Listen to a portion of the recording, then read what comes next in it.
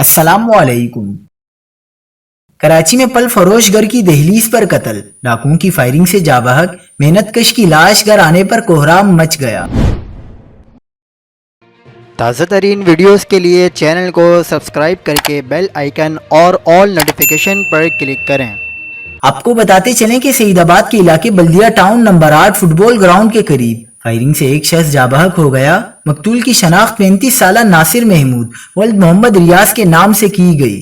ڈاکوؤں نے پل فروش کو لوٹنے کے دوران کمر میں گولی ماری۔ مقتول کے کزن نعیم نے بتایا کہ مقتول 4 بچوں کا باپ تھا، جبکہ وہ 4 بھائیوں میں سب سے بڑا تھا۔ آبائی تعلق اٹک سے تھا۔ مقتول پل فروش تھا، جبکہ بلدیہ ٹاؤن 9 نمبر نیول کی دیوار کے قریب لگائے جانے والے پھل کے تقریباً اکثر ٹھیلے ناصر نے لگوائے تھے۔ گاؤں سے غریب لوگوں کو روزگار کے لیے کراچی لاتا تھا اور اپنے پیسوں سے انہیں ٹیلے لگوا کر دیتا تھا۔